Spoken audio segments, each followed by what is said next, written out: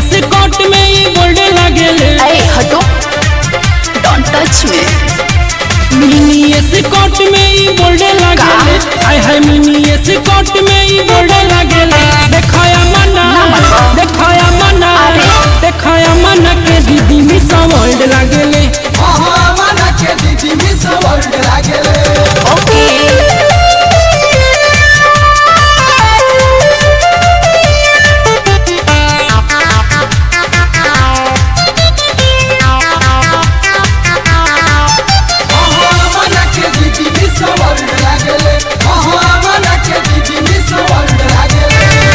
चश्मा लगावे चमकावे स्माइल के तनको जवाब नइखे एकरा स्टाइल के। सचो का चश्मा लगावे चमकावे स्माइल के तनको जवाब नइखे एकरा स्टाइल के। तो का चांदी के बाजार में ये गोल्ड लागे। अच्छा। हाय हाय चांदी के बाजार में ये गोल्ड लागे। देखाया मना के दीदी मिस वर्ल्ड लागेले। सारा वाक्य दीदी मिस वर्ल्ड लागेले। सारा वाक्य दीदी मिस वर्ल्ड लागेले।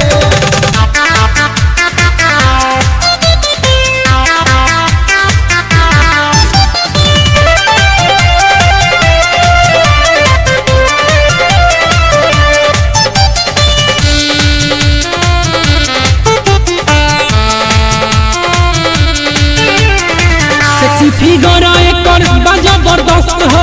कहसलई काकी मालबा मस्त हो। कौन हम वाला सेक्सी फिगर एकर बा जबरदस्त हो। वो तो है। कहसलई काकी मालबा मस्त हो। अच्छा चमकेला रूप डायमंड लागेले। एकर चमकेला रूप डायमंड लागेले। होया मना के दीदी मिस वर्ल्ड लागेले। देखाया मना के दीदी मिस वर्ल्ड लागेले। मना के दीदी मिस वर्ल्ड लागेले। उत्तर बढ़ले वाले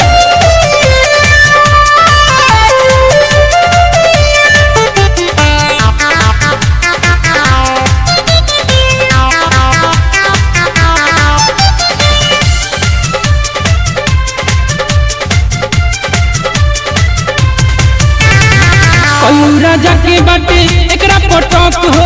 नगरा दिलर से लागे जाई पट हो। एने दाल ना गड़ बुझला कोरोना रूल के बा एकरा पटक हो। हनो। लागे धमाली सिंह से जाई पट हो। ना मनबा कृष्णा फाइटर से काला कौन मांगे। अच्छा। हाँ कृष्णा फाइटर से काला कौन मांगे। होया मना के दीदी मिस वर्ल्ड लागेले। देखाया मना के दीदी मिस वर्ल्ड लागेले। सारा वाक्य दीदी मिस वर्ल्ड लागेले। अरे तुमको अभी दिखा है।